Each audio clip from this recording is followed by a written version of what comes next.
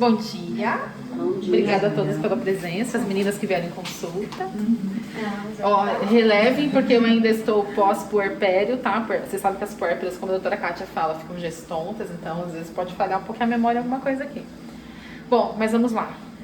A gente fala muito de segurança do paciente, hoje isso é muito falado, mas o que é a segurança do paciente? O que a gente tem de ações aí para fazer?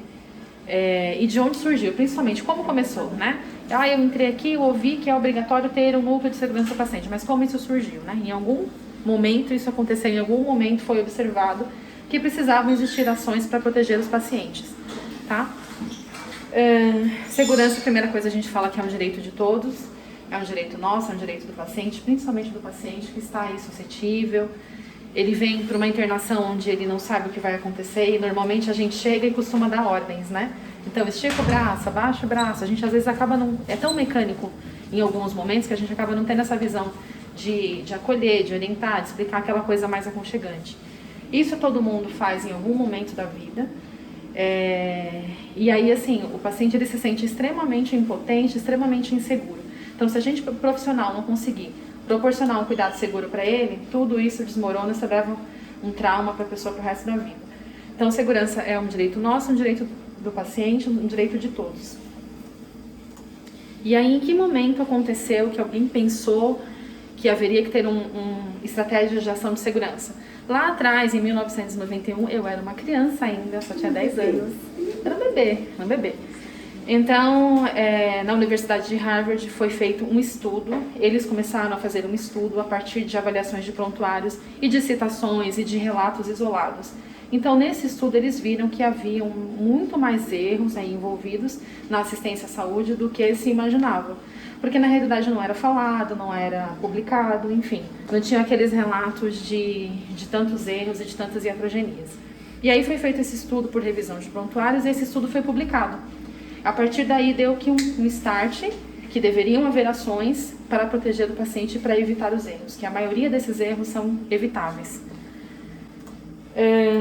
Em 1995 começou a acontecer uma grande divulgação de erros relacionados à assistência à saúde, e isso a nível mundial, né? Mas o start começou lá fora primeiro. Então, a partir de lá, começaram a desenvolver estudos e estratégias para proteger o paciente dessas incidências de erros em saúde. Houve um movimento que é a Aliança Mundial para a Segurança do Paciente. Então, essa Aliança Mundial, ela unificou... Estou tentando achar a palavra, gente, desculpa. Ela fez uma unificação como se fosse o Ministério da Saúde, esqueci o nome, lá fora. Então, assim, houve ONGs que se juntaram, todas relacionadas à saúde, para criar estratégias. A partir daí, essa aliança foi sendo difundida em todos os países. Então, todos os países precisam ter as suas ações lá muito bem implantadas para proteger o paciente dos erros. Isso não foi diferente, chegou aqui para a gente, no Brasil também. Para nós veio como Programa Nacional de Segurança do Paciente. Então, isso envolve o Ministério da Saúde, envolve a Anvisa, envolve a Fiocruz, inclusive, que tem um programa também para difundir essas ações. No Programa Nacional de Segurança do Paciente, isso envolve a rede pública, envolve a rede filantrópica, envolve a rede particular. E aí eles determinaram algumas metas que vêm lá de fora, já que são as metas internacionais que a gente precisa cumprir de cuidados aos pacientes. Junto com isso, também a gente tem uma RDC que a gente precisa cumprir, que é a RDC 36, tá? De 2013. Você vê como assim a coisa demorou para chegar aqui ainda, né? Começou lá fora em 1991 e aqui chegou pra gente como obrigatoriedade em 2013. Antes disso, algumas meninas que são mais novas, não sei se vão lembrar de alguns erros que caíram na mídia, até situações de dieta parenteral que foi infundida na rede venosa. A gente teve casos de... Isso é uma coisa que a gente fala que não consegue entender. Mas teve a situação da vaselina, que foi infundida em rede venosa. A gente teve um caso que foi aqui em Guarulhos, que foi a conexão, não consigo imaginar isso, mas a conexão da inalação que foi parar na rede venosa de uma criança. Então a gente teve alguma coisa, e esses casos foram os que caíram na mídia. E foi antes desse processo aqui, antes desse período. Então a RDC, ela vem trazendo um plano de segurança do paciente nos serviços de saúde. E ela joga pra gente as 6 metas internacionais. Só que cada instituição, ela pode colocar, e ela deve colocar a sua meta de acordo com o que ela atende. Então vamos falar assim, uma clínica que tem uma ressonância, ela vai colocar o plano dela de acordo com o serviço que ela presta.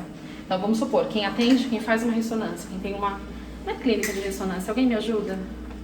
Não é clínica? Clínica de ressonância? Então uma clínica de ressonância. A gente não vai ter um paciente lá com lesão, por exemplo. Então não tem por que fazer uma ação, né, para um paciente com lesão, ele não vai ter. Aí é uma dinâmica rápida, o paciente chega, faz um exame e sai. Mas eles vão aplicar ali as medidas de segurança para o paciente, por exemplo, itens metálicos, né? Eles vão aplicar essa segurança de acordo com o serviço que eles prestam. Assim como a gente faz aqui também, a gente aplica aqui aquilo que a gente trabalha. E não esquecendo das metas internacionais, que essas são as universais para todos. Então aqui as metas internacionais que a gente fala. Identificação correta do paciente, a comunicação entre os profissionais, melhorar a segurança na prescrição e no uso de administração de medicamentos, cirurgia e intervenção em locais corretos e paciente correto, cirurgia segura, né? Higienização das mãos para evitar infecções e a redução dos riscos de quedas e úlceras por pressão. Quando a gente fala identificar corretamente o paciente, a gente pensa somente na pulseira, né? Põe uma pulseirinha e é isso. Na verdade, é toda a documentação do paciente que tem que estar correta. Então, é a Maria José e a Maria Antônia. A gente se apega na Maria e esquece do restante. Então, isso é uma coisa muito perigosa, é uma coisa que a gente tem que ter bastante observação. Comunicação entre os profissionais é uma coisa que falha, porque se eu esqueço de passar plantão, uma informação importante, eu vou lá fazendo uma bola de neve e levo um erro lá na frente. Quando estoura a problemática que a gente vai fazer aquele rastreamento e vai rastrear, putz, aqui no começo eu devia ter visto. Então a comunicação é uma coisa importante. A gente deixa de passar às vezes um exame, um procedimento, uma medicação, e é uma coisa que não tem menos importância nessas 6 metas. E aí a gente dá na sequência. Os medicamentos, a gente precisa ter muita atenção. A dupla checagem que aqui eu peço, eu acabo pedindo aqui. É como a gente fala, a gente aplica conforme a gente trabalha. Então eu acabo pedindo aqui, o enfermeiro vai lá, aprazou, ele carimba embaixo no rodapé da prescrição, o técnico vai lá, confere também e aí carimba.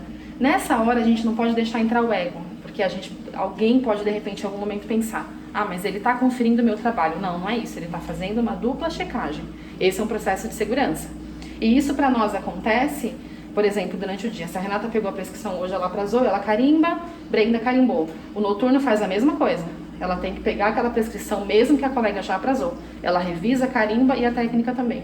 Então foi uma coisa que a gente colocou, que é uma segurança para a gente não ter falha, os medicamentos, não esquecer de ter o aprazamento, não esquecer nenhum horário. Então é adaptar e acrescentar a segurança naquele serviço que você faz, tá? Aí vai entrar na questão das cirurgias seguras, tem todo um protocolo também, vou citar a cirurgia segura, que é uma coisa que eu peço aqui para o Dr. Jorge, que é o chefe da cirurgia, e o Dr. Edson Bogiani. Então a gente tem um formulário que ele tem que correr desde o anestesista, para o cirurgião e para o auxiliar que circula a sala. Então lá eles anotam os dados dos pacientes, qual vai ser o tipo de cirurgia realizada, todos os 3 têm que carimbar. Mas por que os 3? É uma normativa. A gente tem essa normativa e quando a gente tem inspeção e a revisão da vigilância, é uma coisa que eles olham. Pega o prontuário, onde eu tenho aqui a certificação de cirurgia segura. Todos têm que revisar, têm que ler e têm que carimbar. Então isso mostra e força o profissional a ter uma atenção com aquilo, tá? Aí se evita fazer uma cirurgia num lugar errado, num membro errado, num paciente errado e por aí vai. Higienização das mãos, a gente sabe que evita infecção de diversas formas, a gente não levar a infecção de um lado para o outro. Evita a infecção, por exemplo, de corrente sanguínea. Se eu não higienizo a minha mão, se eu não uso uma luva, vou manipular um catéter central de um paciente, eu posso levar uma infecção de corrente sanguínea. Então, a gente fala bastante disso e parece muito óbvio, mas às vezes não é. A gente mecanicamente, às vezes a gente vai e faz um procedimento aí que não está legal e a nossa mão é um instrumento que ela pode ser letal para o paciente. E reduzir o risco de quedas e úlceras. A úlcera por pressão, ela é classificada como uma das causas de morte do paciente. Muitas vezes o paciente falece, ele vai a óbito por conta de uma infecção decorrente da úlcera por pressão. Então, assim, a úlcera não é uma coisinha simples. Depois a gente resolve a úlcera, não é? A gente trata junto. Está tratando lá o paciente, vamos ter preocupação com a úlcera. O paciente vai evoluir para uma sepse, numa lesão por pressão, não é difícil de acontecer. Normalmente em hospital de clínica a gente vê que o paciente tem muita úlcera, né? Úlcera trocantérica, sacral, e aí vai. Cavidades, ficam aquelas cavidades profundas, necrose, então a gente tem que ter atenção, porque é um risco grande também para a saúde do paciente. O que a gente vê aqui, o que a gente tem é muito leve, é muito tranquilo. mas em outros hospitais não é, e durante muito tempo não havia atenção para a questão da úlcera, para a prevenção e nem para o tratamento correto. E aí a gente tem o Corém, que eu cito o Corém, que é o nosso conselho. Ele trabalha aqui 10 metas, são as 6 metas internacionais, mais 6 metas que eles acrescentam, inclusive o cuidado na administração de hemocomponentes, que também é uma coisa importante da gente observar. Ele fala dos erros farmacológicos e fala também da parte tecnológica, que é a tecnovigilância. São iatrogenias, são erros causados por equipamentos, por exemplo. Vamos citar em uma cirurgia um bisturi. Você coloca a placa no local adequado, você não coloca um gel condutor, o paciente pode ter uma queimadura. Isso entra na tecnovigilância. Farmácia. A farmácia te manda um medicamento, na embalagem tem 1 ml, citando 1 ml. Quando você vai aspirar tem meio. É uma ocorrência farmacológica. Ah, mas é só isso? Não. Você vai administrar um medicamento no paciente, o paciente tem uma reação. É uma ocorrência farmacológica. Então são coisas que o Corém também pede pra gente prestar atenção. E isso também está envolvido na segurança do paciente. Tá? Aqui eu já citei, me adiantei. E assim, a gente precisa ter estratégia. Aqui a gente vê um desenho bonitinho de um queijo. Se a gente não tem estratégia, o erro acontece como esse queijo, por exemplo, ele passa direto. Se a gente não tem barreira nenhuma, as barreiras de atenção, as barreiras de conferência, essas coisas burocráticas que às vezes ficam um pouco chato, eu tô fazendo isso é chato, prolonga o meu trabalho, prolonga o seu trabalho e melhora a segurança.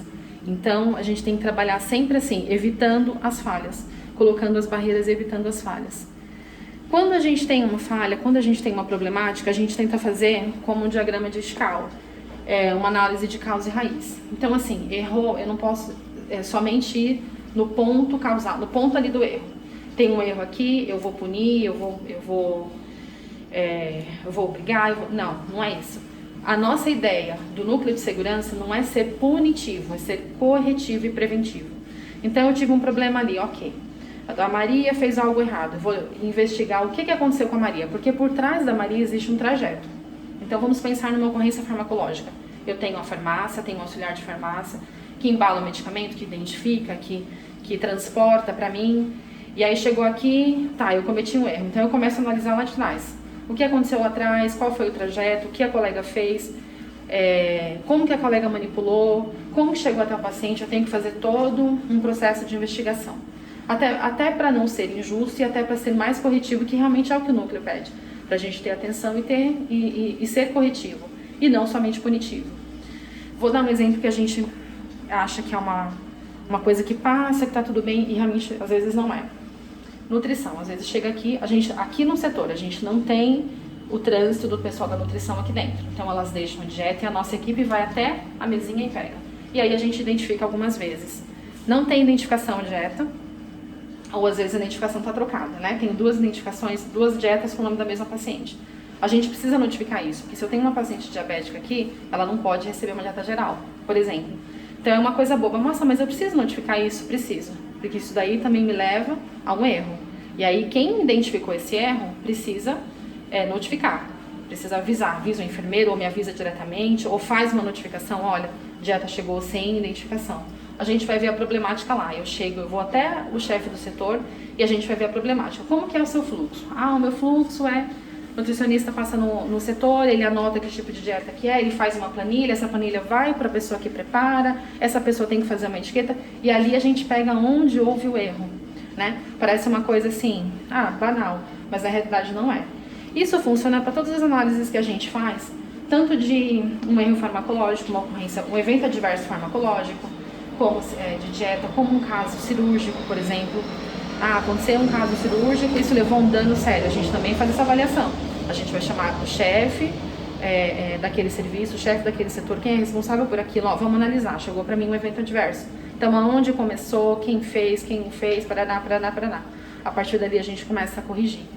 Se não há estratégias de ações. Então, o núcleo de segurança do paciente, ele vai trabalhar assim. Faz análise de tudo para poder corrigir. Se eu não tenho estratégia, eu implanto. Se eu tenho a estratégia já, eu melhoro. Eu sempre tenho a capacidade de melhorar. Eu sempre tenho como melhorar um processo. Sempre tenho. E aqui fala um pouco da proposta do diagrama, que é realmente analisar a causa e raiz. E assim, havendo aquela RDC 36 que eu citei lá atrás, os serviços de saúde foram obrigados, então, a trabalhar com estratégias de segurança para o paciente. E a partir daí, então, os hospitais são obrigados a criar os núcleos de segurança. Normalmente, os núcleos são atrelados, trabalham junto com os setores de qualidade. Aqui a gente ainda não tem um setor de qualidade, mas eu acredito que a gente vai encaminhar, com as mudanças que a gente anda tendo, a gente vai encaminhar para isso, vai chegar a isso. Por enquanto, o que a gente faz? A gente recebe as notificações, a gente orienta os profissionais a fazerem as notificações. Não é uma cultura fácil, porque a pessoa sempre pensa, eu vou entregar o outro. Sabe aquele pensamento? Eu vou entregar o outro. Na verdade, não é isso, né, que você vai entregar. Você quer melhorar o serviço, você tem de melhorar o serviço. Se você não notifica, se você não avisa, não tem como saber que está acontecendo alguma coisa errada ali. Então, esse é um ponto difícil, que são as notificações. Mas as notificações, quando chegam, elas são avaliadas e analisadas. E aí, o que o núcleo faz? O núcleo manda uma notificação para a chefia, para o responsável por aquele serviço. Comunica o evento adverso, tal. E aí é citado esse evento adverso. A chefia deste setor, deste serviço, desse colaborador, vai avaliar lá o que aconteceu, vai analisar, e ele retorna para o núcleo com a resposta do que aconteceu e qual foi a melhoria e qual foi o seu plano de ação. Ah, mas aí morre aí? Não morre aí. Todos os meses a gente tem que fazer as notificações dos eventos adversos que ocorrem na instituição. Então, se houve um evento adverso de erro de dieta, por exemplo, é feita uma notificação. Se o paciente evade do hospital, mas o paciente evadiu do hospital, a gente faz uma notificação. Se ocorreu um evento adverso decorrente de uma cirurgia, a gente também faz a notificação.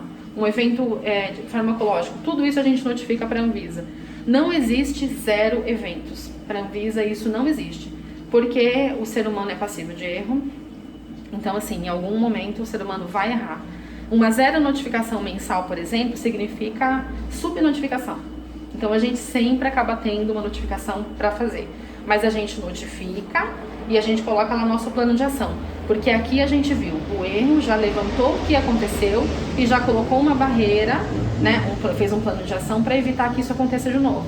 É claro que assim, o erro acaba acontecendo muitas vezes no mesmo colaborador, né? Você já conversou, você já orientou, você já colocou barreira, o mesmo colaborador acaba incidindo várias vezes. Aí cabe o responsável por ele tomar as medidas cabíveis, né? Ou seja, uma advertência, seja uma orientação, enfim. E isso cada chefia escolhe e determina o que vai fazer e como vai avaliar. Mas essa ação precisa acontecer. E aí, mensalmente, a gente manda as avaliações e as notificações para a Anvisa. Mas e se eu não mandar? O hospital é autuado. Porque o Ministério da Saúde entende que aquela instituição não está dando atenção devida para o paciente e para os riscos que podem acontecer. Então, pode parecer uma coisa assim simples. Ah, mas faz uma notificação, resolve aqui. Não é. É uma coisa bastante complexa. O nosso núcleo aqui ainda está engatinhando, muito timidamente. Eu tomo conta do núcleo, né? Mas não quer dizer que eu não vá atrás e não faça ações. Então, estou sempre em contato com as chefias médicas. Olha, aconteceu uma situação assim. Nutrição, a mesma coisa. Se uma área, farmácia, está acontecendo uma situação assim, aconteceu, eu tenho uma ocorrência. Verifica para mim e responde. E aí eles verificam e me devolvem esse processo. E aí, mensalmente, todos os dias, a gente tem que ir acompanhando, né? Isso foi feito, aquilo não foi feito, como está essa melhoria? E implantando as ações para a gente evitar aí os erros. Não é uma coisa muito fácil, né? A gente falar da segurança, porque isso mexe um pouco com o nosso trabalho, é mais cobrança, né? Mexe um pouco com o ego, com essa questão de eu querer falar, de eu querer pontuar ou não, mas é uma coisa que a gente precisa estar bem difundida na cabeça. Eu trabalho para a segurança do paciente. Aqui eu costumo falar para as meninas, o paciente vem para cá, ele tem uma vida, ele tem uma história, ele veio aqui para ser tratado. Então nós temos que fazer o melhor para ele e o melhor por ele, sempre, né? E aí, trabalhar com a segurança é a melhor coisa, tanto para o paciente quanto para nós. Ninguém aqui gosta de repente ser cobrado ou ser responsabilizado por um erro. Então a gente tem que cumprir as normas, respeitar os protocolos e trabalhar sempre pensando em fazer o melhor para o paciente. O melhor de forma que a gente não ofereça risco para ele, tá? As notificações para aviso eu me adiantei, já falei. E aqui assim, é só um significado de segurança. Então, segurança é o quê? É uma qualidade, é uma condição de quem ou do que está livre de perigos, é assegurado de danos e riscos eventuais. A segurança mesmo fala, eu trabalho, eu proporciono, eu atendo, né? Pensando sempre em minimizar o risco e proteger aquela pessoa que está ali dependente de mim. Então, gente, era isso que eu queria falar do núcleo para vocês.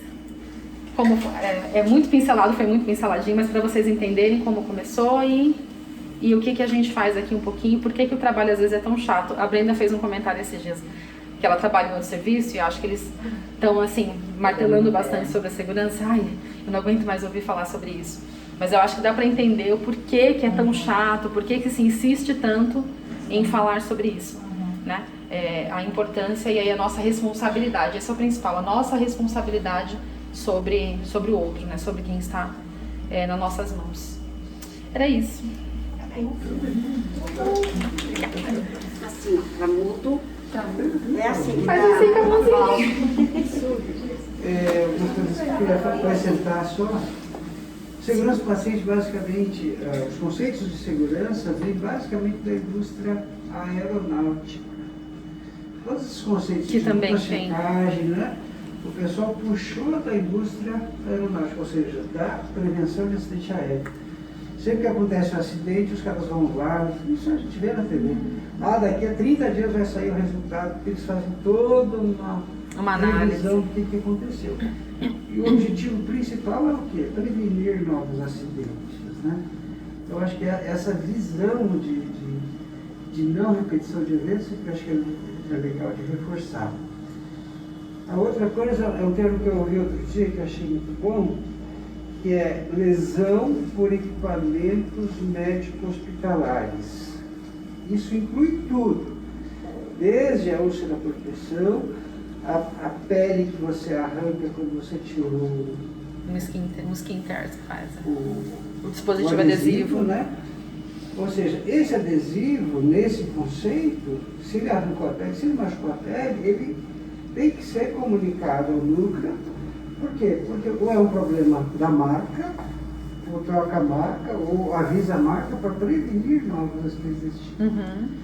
Isso vai várias coisas. Aí vai entrar a história da vaselina, da dieta enteral que foi na parenteral. Porque tudo isso aí é prevenção. E essas prevenções são importantes. Até que hoje em dia você não consegue conectar um equipo de dieta no cateter. Não consegue. As conexões não são mais universais, né? Eu vi esse tipo de acidente no passado. Não era tão raro quanto parecia. E era catastrófico, óbvio. Né? Era catastrófico. Aqui a gente não tem muita incidência de paciente entubado, com um catéter central e com uma nutrição parenteral. Mas a gente, desde o início da UTI, quando a gente tinha mais casos assim, o paciente tem um central aqui na subclave esquerda, por exemplo. A sonda fica do lado contrário, sempre. Já para evitar que o profissional, ao manipular o paciente, de repente, num momento de distração, conecte a nutrição parenteral no catéter central. Então, são coisinhas que a gente veio observando lá atrás e a gente foi colocando para evitar essa problemática, mesmo tendo a conexão hoje em dia diferente, né, para evitar o erro. E reforçando eu acho que isso é muito de uma cultura da dupla checagem, né? Eu acho que é uma cultura que a gente precisa entender como é que ela funciona, porque ela, no fim, é para proteção nossa. Quando eu falo para o pessoal médico, vai intubar, a primeira coisa, avisa o centro cirúrgico, avisa o anestesista, o que eu estou fazendo com isso? Eu estou me protegendo. E se eu não conseguir, eu tenho alguém para me dar suporte. Agora, se eu não consigo, e aí? Eu falo o que depois? Seu juiz, esqueci de chamar o anestesista. Não dá, né? Ou seja, então, quando eu faço isso, eu tenho alguém perto de mim, eu estou me protegendo. O ginecologista, quando está atendendo alguém, não atende sozinho na sala, ele está se protegendo. Evita um monte de dor de cabeça, que a gente conhece aí por aí afora. Então, esse conceito da dupla checagem, de ter alguém por perto, é muito importante para o nosso dia a dia aqui dentro. Eu acho que era só isso que eu queria reforçar. Sei que você falou isso tudo. Importante. Parece que foi muito boa, acho que ela conseguiu passar a mensagem do que é a segurança. Né? Você tem propriedade para falar sobre isso. Eu só queria reforçar esses pontos aí. Só um pouquinho. Obrigado. Bom, gente, eu que agradeço. Mas assim, se vocês tiverem ainda ao longo dos dias, dos serviços, dúvidas, alguma coisa, vocês podem chamar, podem perguntar. Como eu falei, o núcleo aqui ainda está engatinhando, mas a gente está caminhando. Todo dia a gente caminha um pouquinho, todo mês a gente caminha um pouquinho. prol de assegurar o alguma paciente. coisa sobre paciente com o mesmo nome, no mesmo quarto, alguma coisa assim, de alguma normativa assim que não pode? Não, Por parte de internação, assim, de internar um paciente, tipo, 2 Marias no mesmo quarto, assim. ainda tem que ter não. esse cuidado de não colocar no mesmo quarto, tentar colocar em outro. Não, isso é meio automático, o pessoal nunca deixa no mesmo quarto, nem um leito do lado do outro. É porque aconteceu duas algumas Antônia da situações Silva, e aí eu queria saber se tem algum escrito, coloca assim. no leito 1, outra no leito 20. porque Pelo vai núcleo dar ainda problema. não. Pelo núcleo eu ainda não tenho. A gente ainda não teve nenhum relato, nenhuma problemática, né, de algum erro por conta dessa característica, ainda não. Até uma coisa que você sugere, você dizendo isso, você me sugere para eu conversar com a internação, para ver se eles têm este cuidado ou se é uma coisa frequente. Aqui, às vezes, recentemente a gente teve. Bastante Maria. Tinha alguém com nome, com os 2 nomes iguais. Maria José. Maria José, só mudar o sobrenome. Aqui, por exemplo, a gente teve. É claro que a gente não tem quarto separado, mas eu lembro quando eu vi, eu falei, meninas, pelo amor de Deus, atenção. Porque o nome tá igual, era Maria José. Ele chamava Maria. Porque aí o cuidado com tudo, né? É. Com nutrição, com tudo, né? Eu sei que lá no primeiro, muitas vezes eu já fiquei lá, sempre quando tem paciente com o mesmo nome, sempre procuro deixar bem distante, nunca no mesmo quarto.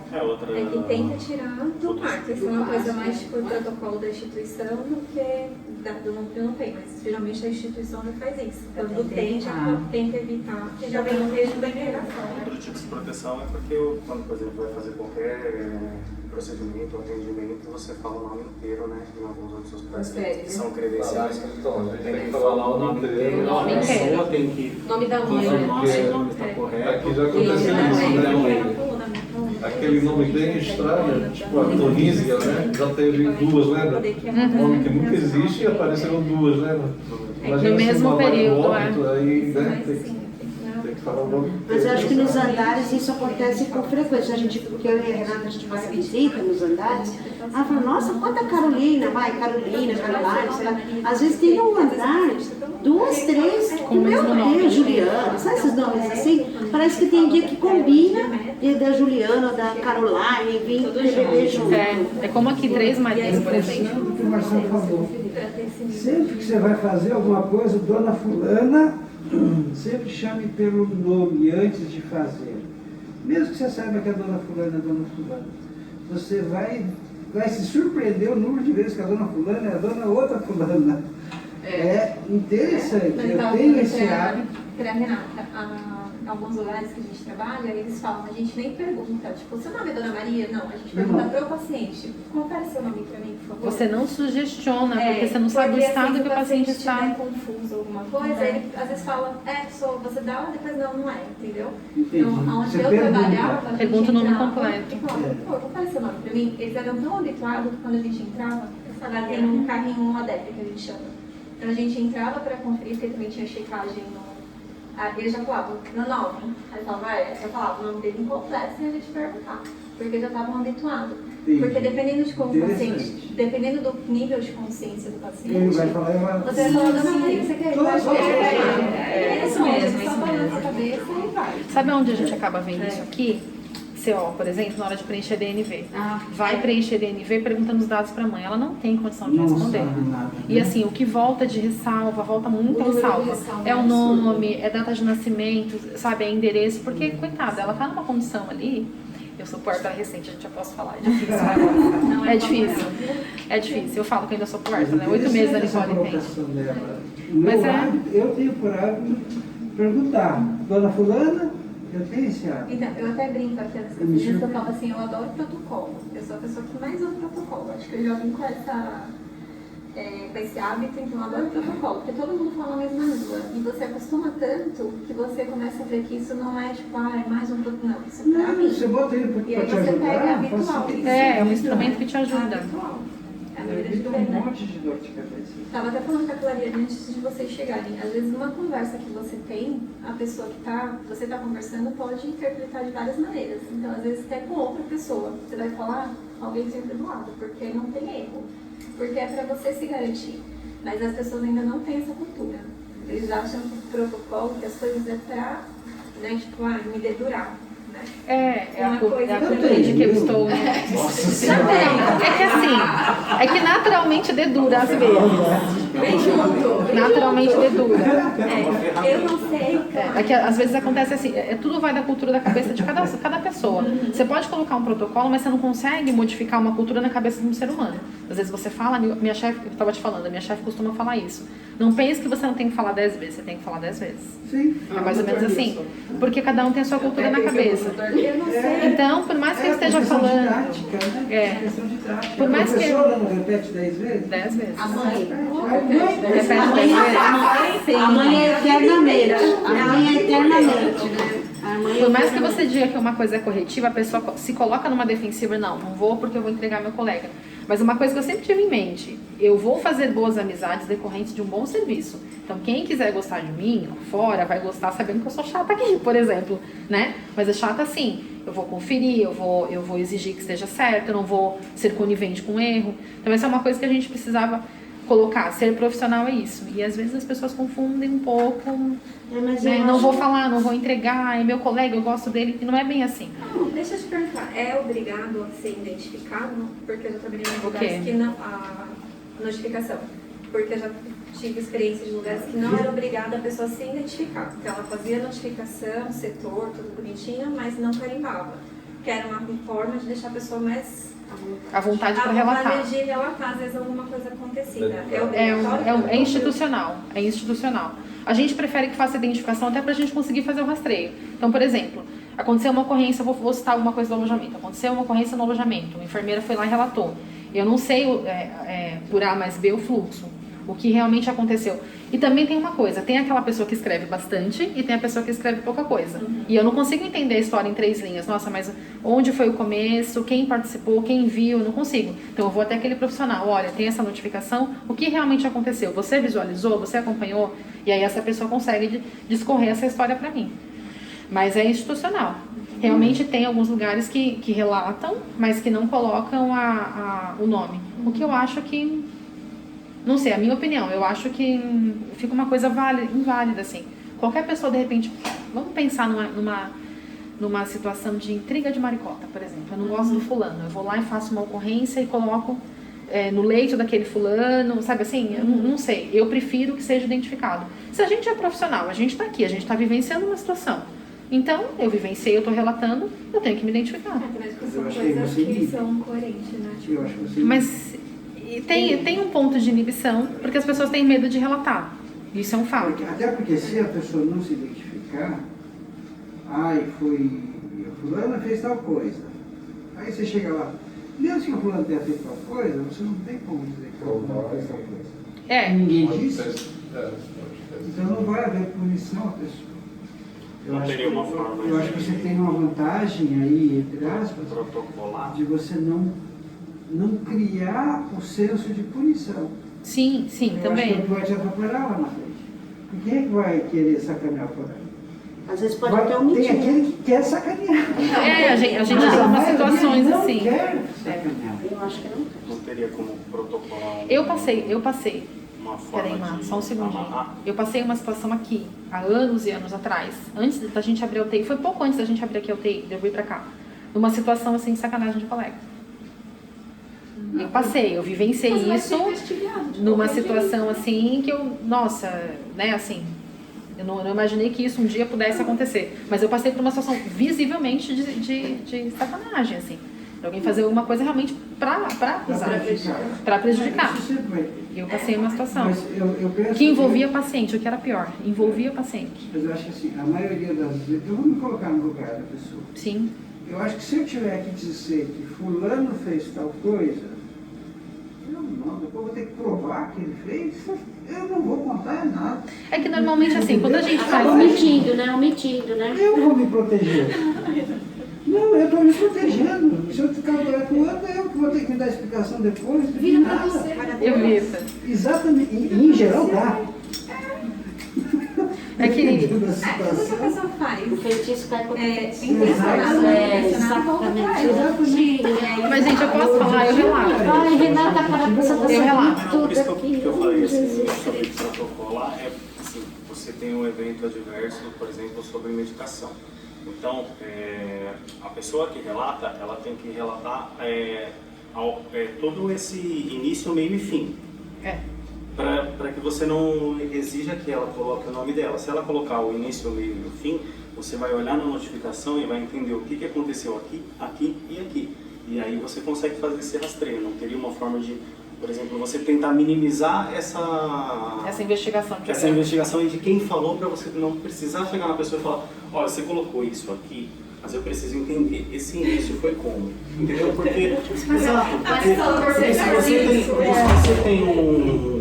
Mas é uma variação, não tem jeito, você vai ter que não tem como, a gente acaba chegando... O que eu acho que é difícil, que talvez seria ideal, mas isso é difícil em qualquer lugar que envolve gente, era tentar minimizar o sigilo da pessoa, a chefia conversando com a pessoa, de forma que o restante do setor não soubesse quem fez isso. Normalmente, isso se aplica ao enfermeiro, que é responsável pela equipe, e a pessoa. Então, por exemplo, a pessoa faz uma notificação e coloca numa caixinha dessa, né? Fechadinha, lacradinha. Eu que vou passando e vou tirando as notificações. Então, ali eu vejo o que aconteceu, que dia foi, qual foi a ocorrência, eu vou até o coordenador, olha, estou com uma ocorrência assim, assim, assim. Ela vai até o enfermeiro e isso deveria ficar...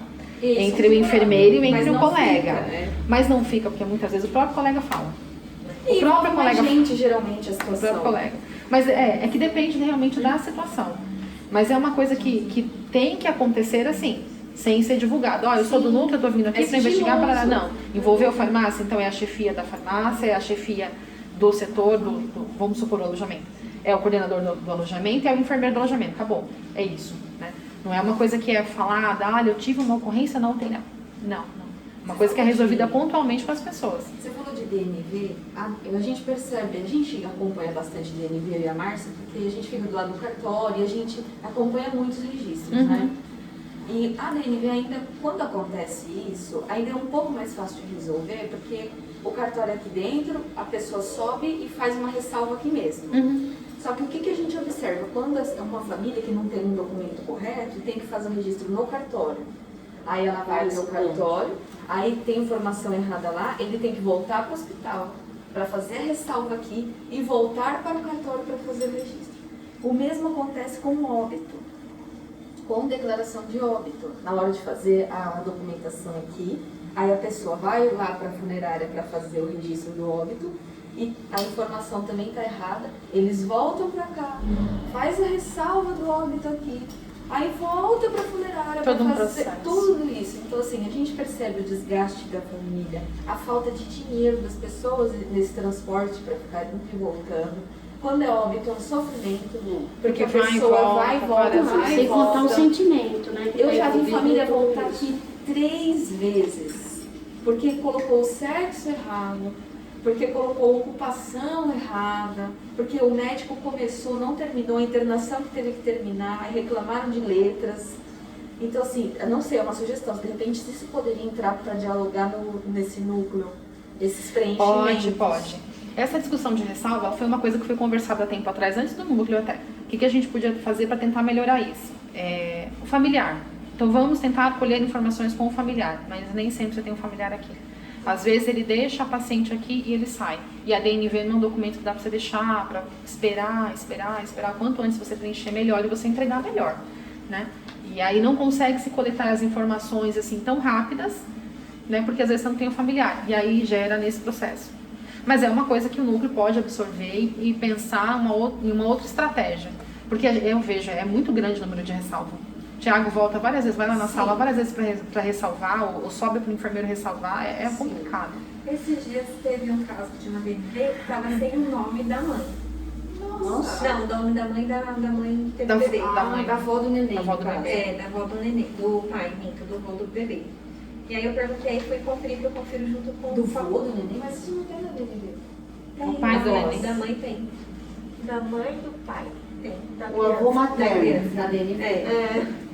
Aí eu sempre confiro com eles, né? Falo, olha, confere comigo, aí vou falando e eles falam se dá certo ou não. E aí não tinha, falei, o nome da mãe não consta, né? O nome do pai e da mãe não consta. Aí ele falou assim, não tem. Aí eu falei, tem no documento? Ele tem. Só que aí eu fiquei em dúvida, falei pra ele voltar com o documento. Falei, então faz assim, você vem com o documento pra gente poder fazer a ressalva atrás, senão seu bebê vai ficar sem o nome do vô no documento. Você fez certíssimo, porque se ele fala o nome não é, você vai responder. Aí a Porque mãe, está usando o nome de um avô que não existe. a mãe até falou assim, não, eu tenho o nome de pai. Ela Eu tava com você. então, Eu tava com Você tava você, comigo? ali, ó. E aí eu fiquei meio na dúvida, mas aí eu falei assim, bom, faz o seguinte, amanhã você vem, você vem com o documento pra gente conferir. Até falei pra ele, falei, qualquer coisa, o senhor pode vir aqui na UTI que faça. Eu falei, amanhã eu não vou estar, mas a gente faz a ressalva. Porque acontece também da gente pedir pra ressalvar, e dependendo do enfermeiro que tá, não quer fazer ressalva. Aí eu falei, qualquer coisa pode vir aqui na UTI. O pessoal tem receio de fazer ressalva, né? É. Acho que vai se comprometer. Ah, então, aí eu faço. Eu falei assim, eu não vou estar aqui, mas a enfermeira está aqui, você fala que eu pedi que você trouxesse, que ela faz para o senhor, não tem importância. Eu nem sei se ele voltou ou não, no outro dia. Eu acho que isso não deixa de ser segurança do paciente. É, porque mas na hora, seguro.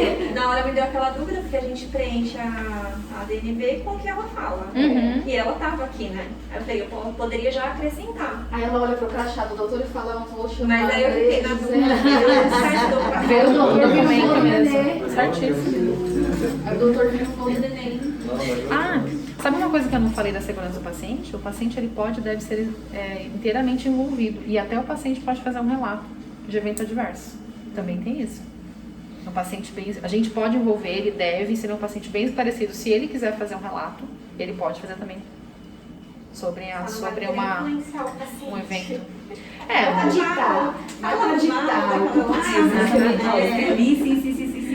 Mas ele pode fazer porque assim, ele presencia muitas vezes. Vamos falar assim, se instalou um soro errado, por exemplo, ele olha lá, ele tá ali deitado, ele olha aquela bolsinha do soro com o nome de Joana e o nome dele é Maria, por exemplo. Ele tá vendo que é um evento adverso aquilo. Ele pode relatar como evento adverso. Ele não sabe que é um evento adverso, mas ele pode relatar que ele é. Ele relatar como queixa. Ele deve, Ele participa da segurança dele.